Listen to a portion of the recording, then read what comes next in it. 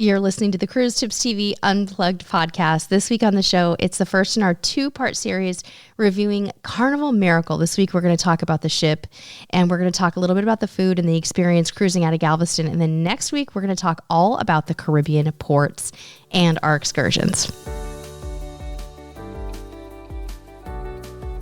Welcome to Cruise Tips TV Unplugged. I'm your host, Sherry, and we invite you to join our cruise-loving family as we travel the world creating cruise videos and vlogs. In this podcast, we talk tips, tactics, and strategies to help you make every cruise your dream cruise.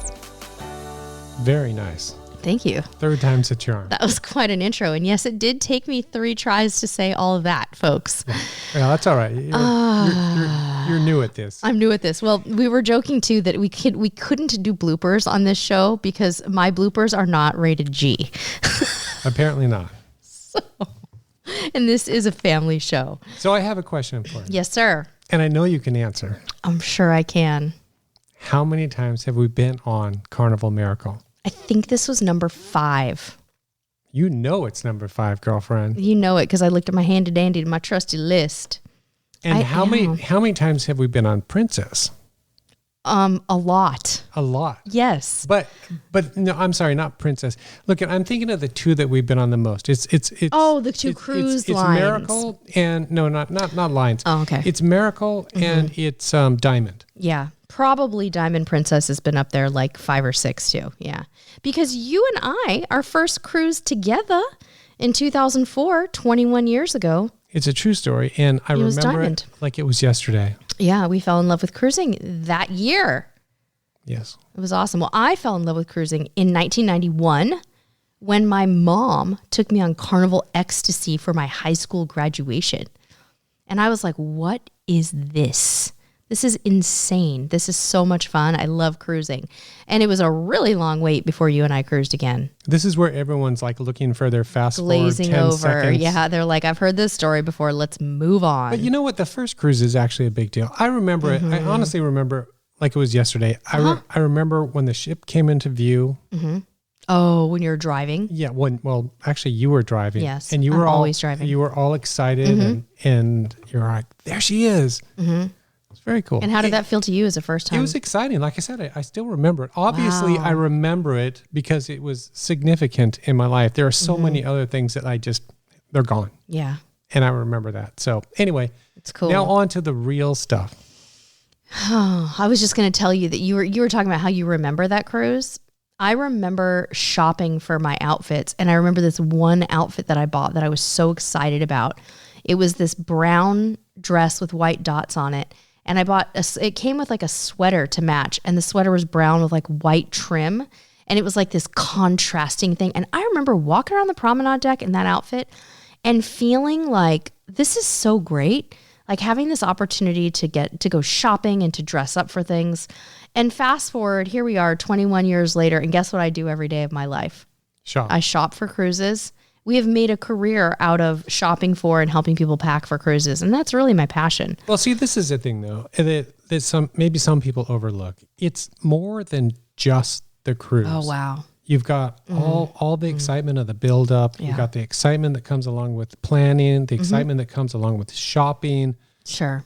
And to a lesser extent these days, but there used to be some excitement with all the photos and the videos that you come home and you get to look at and review. Yes. It's more than just the cruise itself, more than just that vacation. Do you remember when we used to make Shutterfly photo books out of our cruises? Yeah, that's what I mean. To a lesser extent. Yeah. I mean, we're now just kind of inundated with all this media that we didn't have before. Yeah, in fact, it used to be that you'd have to have things developed, and that was another, exciting part of it, waiting to see your photos come back. Mm-hmm.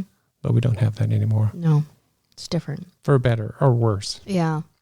So, okay, Carnival Miracle. When we do these reviews, you guys, we recognize that a very small percentage of the population are probably planning a trip on Carnival Miracle specifically. So we try to give you some like Carnival cruise tips throughout and talk about Carnival in general. So we're gonna of course talk about the ship specifically, but we'll do our best to weave that in. So if you have any interest in Carnival, or maybe you haven't cruised on Carnival in a while, or maybe you're just curious about 21-year-old cruise ships, You might like this episode because Carnival Miracle, for starters, just did turn 21. Old enough to drink. Old enough to drink. She entered service the same year that you and I took our first cruise, 2004. And interestingly enough, the ship's going into dry dock this spring, like really, really soon, you guys. I think the dry dock is like March or April or something like that. Nobody really knows what's going to happen. The only rumor I heard while I was on the ship about Carnival Miracle and what's going on in the dry dock is that they're going to put up a big screen on the pool deck. So that'll make it kind of fun. But hopefully they will keep a lot of the quirky, whack themed elements of this ship because it is a fantastic old Joe Farkas design, and we don't want to lose that. A lot of us, like, old school cruisers, we like it when Carnival can keep the old Joe Farkas stuff. So I'm hoping that the Bacchus dining room remains with its purple lighting on the ceiling. I'm hoping the atrium stays pink neon. Well, it's not really neon, but it's a lot of pink. And I think that they need to do cosmetic things like replace the carpet in the hallways and maybe, get some new stateroom furnishings and stuff like that. But overall, I think the ship's in good shape. And despite maybe some rust here and there and some wear and tear that's normal when you're a seafaring vessel over 21 years, I think it was in pretty good condition. But if you're not familiar with Carnival Miracle, it's a smaller ship, right? They call it a mid-size ship. The Spirit class on Carnival, they call it mid-size, but really it's pretty tiny because it only holds 2,124 passengers, I think. That, these days, you guys, when you've got ships coming out that hold 6,800 people, that's 1/3 the size. That, to me, that's small for a mass market cruise ship. And that's one of the things I think we love the most about it. It's easy to navigate. You got a lot of landmarks that you're going to recognize. You're going to know your way around soon. For us, it feels like we don't need to take the elevators as much. You guys never take the elevators, but for me, some of these huge, massive mega ships, I can't take the stairs every single time I want to go somewhere. On Miracle, you kind of can. And it's great. Super easy. Super easy to navigate. So a cool old little lady, we're lucky to have her in Galveston right now. She's moving to Tampa. And I got to tell you, I would now, after having visited Tampa last week for the first time, I'd totally go to Tampa for another cruise on Miracle because I love these old ships. I love the quirk. And I love the passenger mix on them too. I think it's a special mix of people who like these older ships, particularly friendly. Texans are also particularly friendly. And I have a feeling that Tampa residents who cruise out of that area in Florida are also going to be really fantastic. And it's going to be very special. Also, the crew on Carnival Miracle was fantastic. Really just top-notch hospitality. A good cruise director, Gary Blair. He just signed off about 8 days ago, but he was sure perfect fit for that cruise ship. And it's a great ship. But let's talk about Galveston. I think people are probably very interested in that pre-cruise experience in Galveston. As most of you probably know by now, we relocated to Texas about almost 2 years ago. Coming up in May, it will be 2 years. I cannot believe I'm actually uttering those words, but now we have the great convenience of being able to cruise out of Texas. When we lived in California, we loved cruising out of Long Beach and Los Angeles and even San Diego and San Francisco. We had 4 drivable ports there. Now we have 1, but Galveston is a fantastic little Gulf town. It's really fun to go there and spend some time before your cruise or extend your stay after. There's great food. There's big, huge, just massive miles of beaches. There's this thing called the Pleasure Pier that's got like all kinds of Carnival attractions and Ferris wheels and a big Bubba Gump's shrimp house. And there's just so much to do there. And it's cute and it's quirky. And just like Carnival Miracle, it's kind of old, it's kind of funky, but it's kind of fun too. So we drove down.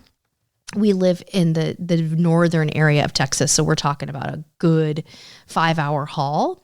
Drove down the night before and we got a pre-cruise hotel. We stayed, for anyone who's interested in good pre-cruise hotels in Galveston, we have tried a lot of them. We're at the point now, I think this is hotel number 4 for us, and we stayed at a Marriott property this time. We stayed at the Residence Inn, which is in the Marriott chain. And the Residence Inn is so stinking new that you walk in and you smell brand new carpet. Like, it is shiny, brand new, friendly staff. They're booked out because you've got lots of cruise ships and lots of people escaping the heat in Texas and going down to Galveston, right? And so when we were there that night, we were sharing the hotel with guests getting on a Disney cruise. And one of the things I love about Residence Inn properties is they offer free breakfast. So we had a really nice included breakfast in our package. And that was a great way to start the day. You know, that way you have a little light breakfast and then get on the ship and you don't feel like you have to eat immediately. Yeah, and don't skip over the part about how how nice the room was. Yes. Fantastic. It was very comfortable, very big, and all the amenities you could want. All the amenities you could want. I think we upgraded to a suite. It was like $30 more to upgrade to a really spacious suite. We got lucky. I kind of think that, I'm not sure if every room has an ocean view there, but the way that the hotel faces, it's about a block off the beach. It's like set back, but it's a straight up tower. Mm-hmm. So I feel like everybody gets an ocean view, but I could be mistaken. I don't remember seeing suites on the other side of the hallway. So I think everybody faces the water. But it's a good one, you guys. It's not in the center of the action. It's not right downtown. It's a little, if you're going to be, if you're taking, you might have to Uber to port is basically what I'm saying. You can't walk to the cruise port. But when you say center of the action, yeah. What do you mean exactly? Okay, do you mean question. Old Town, or do you mean close to the pier? Okay, yeah, good question. So in Galveston has a downtown area, right? They call it the Strand, which totally confuses me because when I think of the Strand, I always think of a strip of beach. Because in San Diego, where I grew up, we had something called the Strand, or Silver Strand, and it was beach. But the Strand in Galveston is actually the downtown area. The downtown area is actually closest to the cruise ships. Right. So we were not staying there. Instead, we were staying closer to the beach and what's called the seawall and the pier. You could walk to a few restaurants, but when you stay on the seawall, you kind of need a car, or you're going to be Ubering, or you're going to be limited to the restaurants and beach that are right around you. But Uber and Lyft are very easy to do there. There's a lot around. But the road there that runs in front there on the seawall is pretty busy. So yeah, busy. Mm-hmm. You may not be comfortable out there walking. So it would probably be just easier to get an Uber. Yeah, it probably is, especially if there's a lot there to do though. A lot of food, a lot of there was things walking to see. distance restaurants and things. We walked. Yeah. The first time we were there, we walked to Saltgrass, I think. But we stayed at a different hotel. Right, exactly. But you're right. Yes, there's the Saltgrass. There's a lot of those like Texas chains. And then you have some specific Galveston restaurants, some seafood, some Italian, all that. Even a supermarket there. Supermarkets. There's a Ross or something, or a TJ Maxx, Marshalls, one of those. And the reason I know that there's one of those within driving distance on Galveston Island, you guys, is because we got to talk about what happened with the weather here. This is a segue into talking about the fact that Texas does get cold.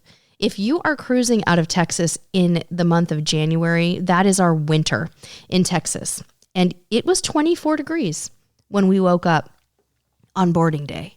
And it was bitter cold. So what was going on is a lot of people who had flown in from their destination, they kind of underprepared. A lot of people in the lobby had said, we ran for it and went to like Marshalls or whatever and bought winter jackets, or, at least something kind of warm. You didn't need a parka because the sun always, it almost always comes out during the day in Galveston, and Galveston doesn't stay 24 degrees throughout the day, but it was literally freezing. The temperature was freezing when we left to go to the cruise ship. So that was kind of a fun start. I never thought in a million years that boarding my Caribbean cruise in Galveston, I would be wearing a sweatshirt, like a hoodie, with a rain jacket that I would normally wear to Alaska over the top. So I was wearing like something I'd wear on Glacier Day in Alaska. So if you're cruising in January or even February in Galveston, you might want to consider taking a jacket with you. Even December can be kind of chilly. But that's kind of how our boarding day started. And I want to make sure we covered everything about the hotel, the Residence Inn Marriott. I think the main thing I want to tell people is book it. Check out the prices early. If you're a Marriott, if you're in that ecosystem, do that. We were kind of Hilton loyalists, that Hilton, points kind of family for a while there, but we've recently started exploring other loyalty situations like Marriott and also the IHG kind of Hyatt properties, all of them. So love it. I really like Marriott properties. They're very nice. I just stayed at the Marriott, I think it was called like the Tampa Water Street Hotel. And that was beautiful too in Tampa. So very nice. So let's talk about parking. We actually opted to park in Galveston at what's called the Express Lot. And the Express Lot is the closest parking lot to the Carnival Cruise Terminal. And it's actually part of the Port of Galveston. So it's like one of the official Port of Galveston lots. There's lots of lots, though, you guys, that are off-site that you can take a shuttle to. We paid more, a little bit more per day for convenience because I don't like the idea of shuttling to and from a parking lot. For me, when I'm done with that cruise, I want to get off that ship, I want to get my bags in the car, and I want to start driving home. I do not want to dilly-dally around and wait for a shuttle. So here's another thing you could do. If you are cruising out of Galveston, and let's just say you're taking a car with you. If you're going to bother with one of those external lots, you guys, like Lighthouse or one of the other ones that are off-site, they all get great reviews. But another thing you can do is price out a park and stay at your hotel and just leave your car there and Uber. If you're going to take a shuttle to the parking lot, you could also maybe Uber back to a hotel to get your car, okay? So just throwing that out there, that's a common thing. There are other hotel parking options in Galveston, so you can always ask your hotel. So we parked at the Express Lot. We drove up to the Galveston Carnival Cruise Terminal, and we dropped off our bags with a porter because we didn't want to have to haul the bags. We weren't sure how far the lot really was. They say it's on site, but sometimes that walk can be a little bit gnarly, and it was very cold. So we didn't want to deal with like potentially hauling more than we could handle. So we went and dropped our checked bags off, and then we went to the Express Lot, got ourselves parked, walked over. It was windy and cold, but it was sunny. By that time, the rain had stopped and it was very pleasant. And then we went through security lightning fast, and we were basically ready to board the ship by 10:30. Now, you got to listen to last week's episode to find out why we actually didn't get on the ship at 10:30, but we talked about how Mr. Cruise Tips TV got stopped by drug sniffing dogs. He did not have any drugs on him at all. We just, they pick up various things, and the whole story can be listened to in last week's show. And we talk about every element of what happened, what could get you pulled over, how to handle it if you do get pulled over by the German Shepherd, and how we actually think it's a good thing that this is happening because we think Carnival might be cracking down on some illegal substances, and that might be why they're doing that. So anyhow, boarding was lightning fast. If you wanted to be on that ship at 10:30 a.m., even if you were not a suite guest, even if you were not a platinum or diamond or whatever the heck, or if you got faster to the fun, you would probably be boarding really early. And I think that's a normal thing. I think that they do a killer job, barring any unforeseen circumstances like fog or other problems that can happen in Galveston, a delayed docking in the morning by the ship coming in, but very fast, very friendly check-in staff, and overall a really, really good experience. So then we were on to the ship. The sun was shining. It was really pretty. It was still very cold out on the open decks, but sunny and beautiful. And we kind of got the lay of the land and kind of started to check out the ship. That's when we kind of looked around at things and wanted to see what condition the ship was in, and got familiar with the layout. And, even though we've been on it 5 times, sometimes you kind of forget, okay, where's this? Where's the theater? Where's this? Where's that? But we picked it up within like 30 minutes. It was so easy. It was really fast. It's kind of like just coming back home. Back home. Yeah. And even remembering where our room was, we were on deck 6, and you're only 3 decks down to the dining room, 3 decks up to the pool deck. Everything's just so easy, and you kind of figure it out. They had a great sail away party that afternoon. Cruise ships tend to leave Galveston pretty early, by the way. Our sail away time was 4 p.m., I think. Very early. In a way, it was kind of nice because you didn't feel like you went straight from the sail away party to dinner, right? So that was really enjoyable. So what else? How are we doing here, Mr. Cruise Tips TV? I think we're getting it, right? We talked about our boarding. We talked about kind of getting the lay of the land. And then basically that day we had a normal dinner in the dining room. I got to tell you though, with Carnival, book the steakhouse on your first night, you guys. We didn't do it this time. We did it on our last night. And the reason I didn't do it is because I think I'm not very happy with the price of the Carnival Steakhouse these days. I think $52 a person is too much for a cruise ship, any cruise ship steakhouse. I really feel like they need to do a value add there and make it around that $35 to $39 point at the most, because you gotta keep those restaurants busy to make it profitable, and it just, I don't know. That's why I didn't book it. We ultimately ended up going to the steakhouse later on, but I don't know. What do you think? Well, I think they either have to, they're not going to lower the price. They're just they're not now. So they're not going to go back. In my opinion, the only option that they have now is to step up with their game. Oh, right. So you have to ask yourself, is this a better experience than I would get on land? Oh, wow. Right. And I kind of think, no, it's not. It's similar. Right. It's similar. And I don't know how they would step up the game, but I can think of something like, I don't know, maybe Ruth Chris or something like that. But I don't know how, if you can take that on a cruise ship. Right, exactly. So some kind of partnership or something. Yeah.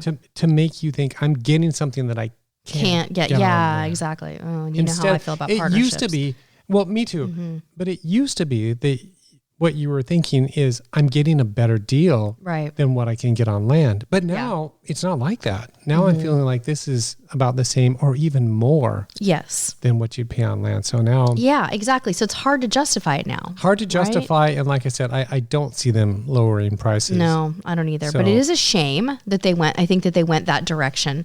And it still does remain one of my... I think Carnival, that Nick and Nora's restaurant particularly, where it sits underneath the funnel...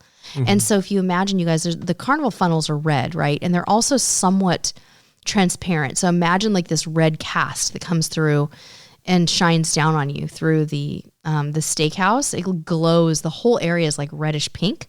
And it's very cool. It is cool. It is cool. During the day, you can't get a good picture in there. Yeah. No matter what you... Yeah. You'd look like you had... Unless you want something that looks like it was taken on Mars, Yeah. But at night, they have the lights in there and it kind of balances out. Mm-hmm. But it's still very cool. It is very cool. It is very cool. So just really quickly, I do want to go over the upsides and the downsides of this ship before we move on to talk about the entertainment, the food, the kids club, all that stuff. Upsides, you guys, there's a lot of them. This ship, it's an old school ship, so it has 3 pools. You don't get a whole lot of cruise ships these days with 3 swimming pools that have 6,000 people on them.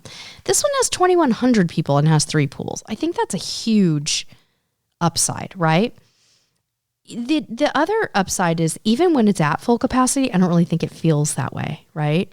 It's kind of a chill ship. It holds people really well. There's a lot of places to go and carve out your own little space. And it's also a very unique ship with design. You've got that interesting Gatsby's garden area that kind of looks like a garden trellis that runs at the very front of the ship, just underneath or above the theater. I think it's above the theater. You've got the wacky nightclub with a giant Frankenstein in it. You've got the wacky... the lounge, the Mad Hatter Lounge that's like an Alice in Wonderland theme. There's so much cool stuff. Downsides, there's very few. The ship needs a dry dock. There's a bit of rust here and there. You do have it showing age in some ways. I think really overall, that's pretty much it. We will talk a little bit about the food in a bit here.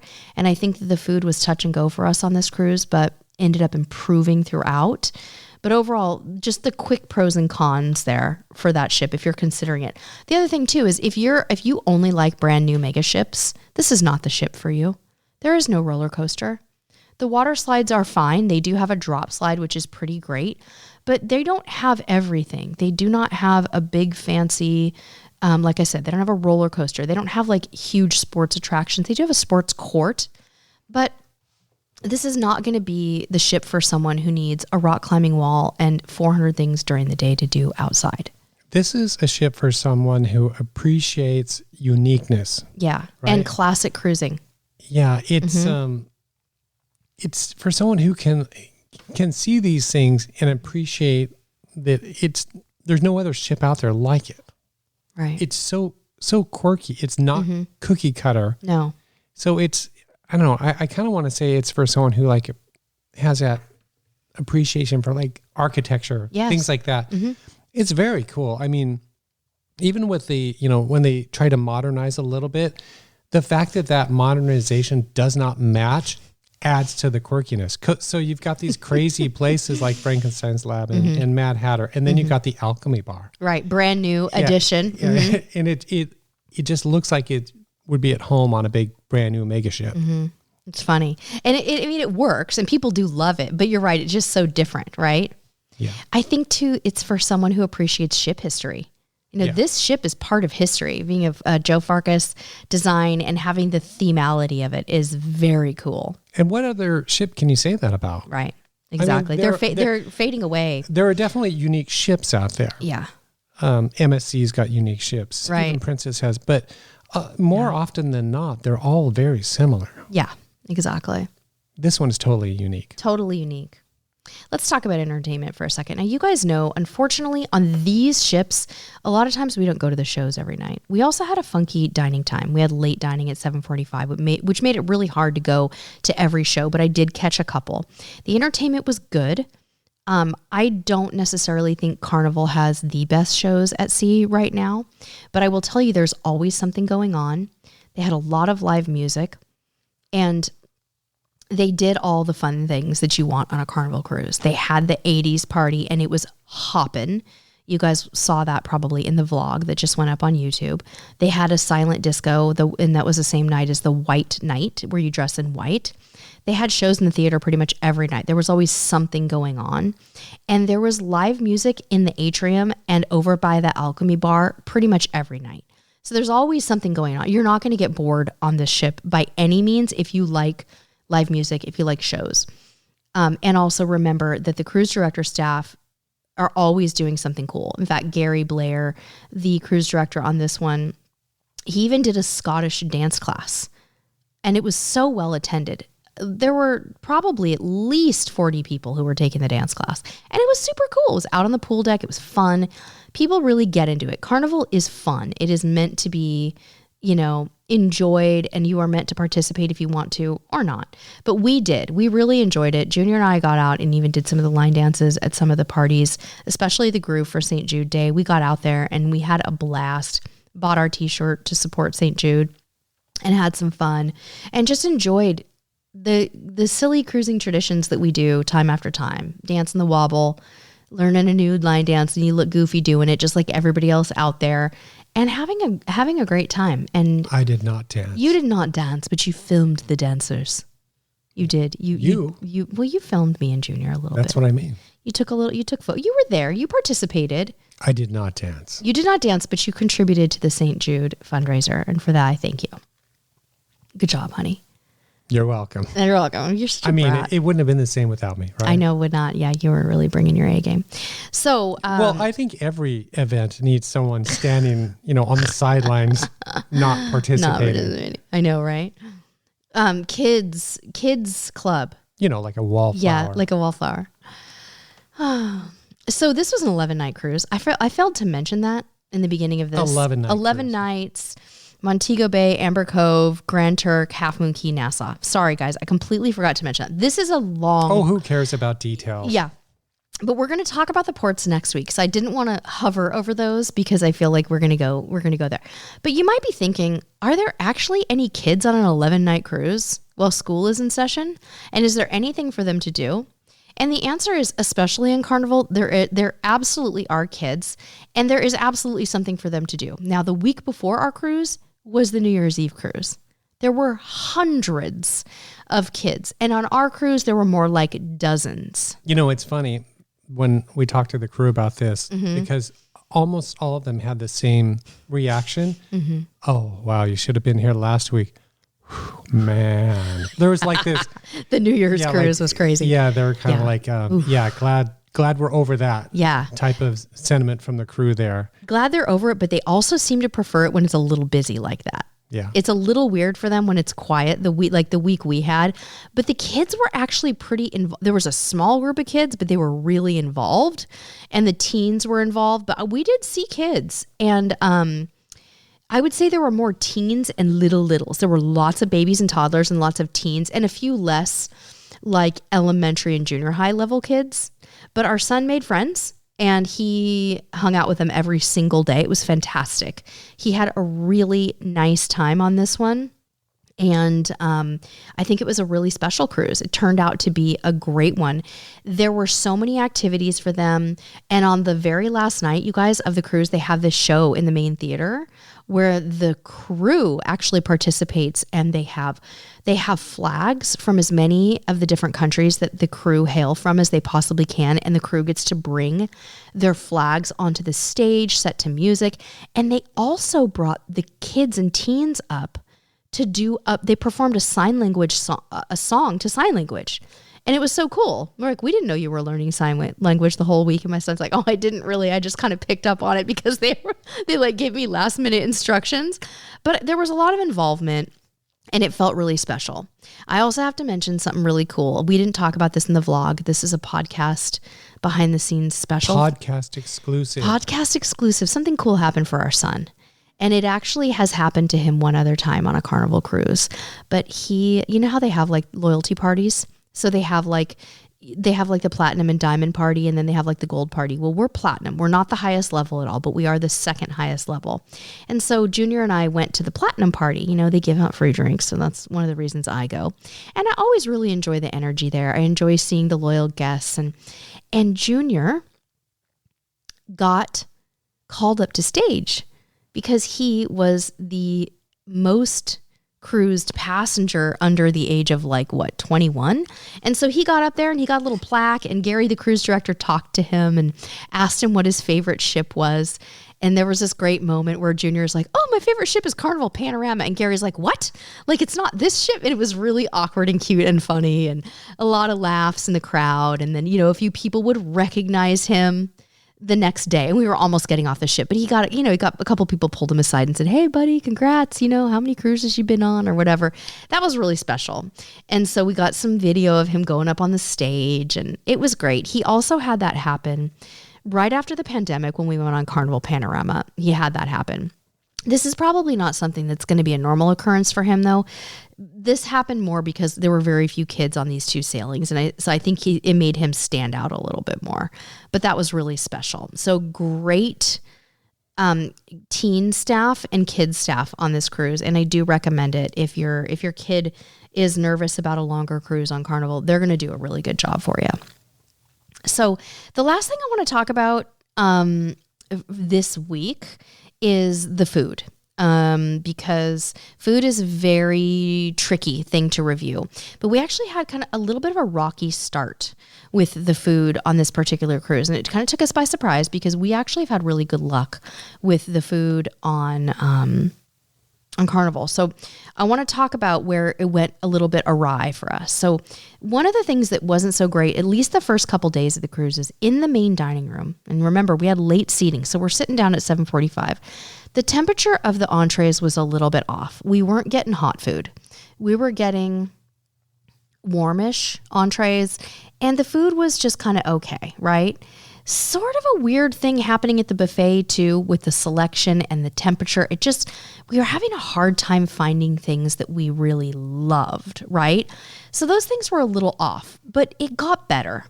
And here's kind of where and how it got better. Number one, we started figuring out what was good in the main dining room and what was less good.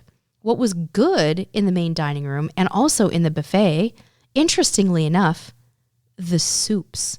Out of this world, unbelievable, hot, like Michelin 5-star, unbelievable. So we actually started ordering the soups more, and everybody would order the soup. Even my non-soup eating husband and son, who say soup is a liquid. Food. Yeah. It is not food. Yeah. So they started ordering the soups, and it paid off. They had really good soups, but the same thing ended up happening in the buffet.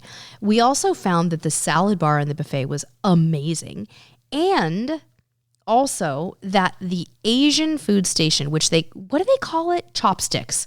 The Asian food station in the buffet is your secret friend. Phenomenal food. You really need to try it, you guys, and you need to have their daily soup.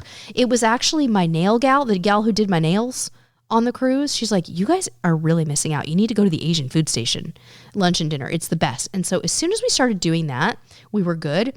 And also, I'm going to use a corporate term that I hate right now when I say this. We leaned into Guy's Burgers and Blue Iguana a little bit more. We were like, okay, the Guy's Burgers were 10 out of 10 amazing on this one. And Blue Iguana was really good. So we just started eating there a little more because we were kind of like, I don't know about this. Some of it was a little weird. And then we ended up really liking it. We got to the point where we're like, okay, this is all great. We just didn't have that groove in the beginning. Also delicious Sea Day brunch. I think the service was a little bit cool in the mornings in the dining room with Sea Day brunch, but the food was really good. And then we had kind of the opposite thing happen at dinner. The service was unbelievable. Like, I still remember our servers' names. I filled out the survey faster than I could even, open the email. I was so excited to praise them for getting us in and out of that dining room and just being the unbelievable humans that cruise ship workers are. So at dinner, just the best service ever. Just the food was kind of like, I don't know, I wanted it to be hot. I just wanted it to be hot. It's a tough thing. It's a tough thing.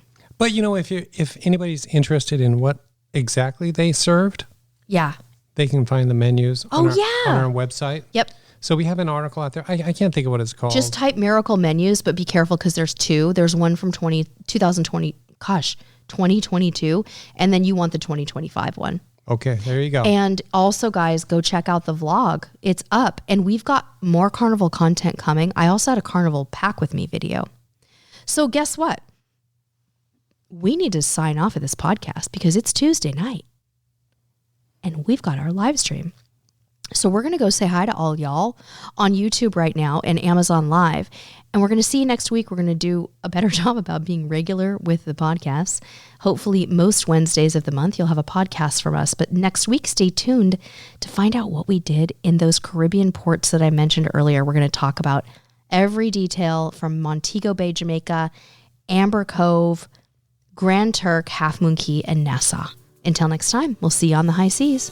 Thanks for listening to Cruise Tips TV Unplugged. If you like our show and want to know more, check us out at CruiseTipsTV.com. You can also find us on YouTube, Facebook, and Instagram by searching Cruise Tips TV.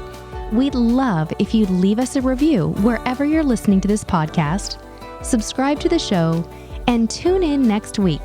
Until next time, we'll see you on the high seas.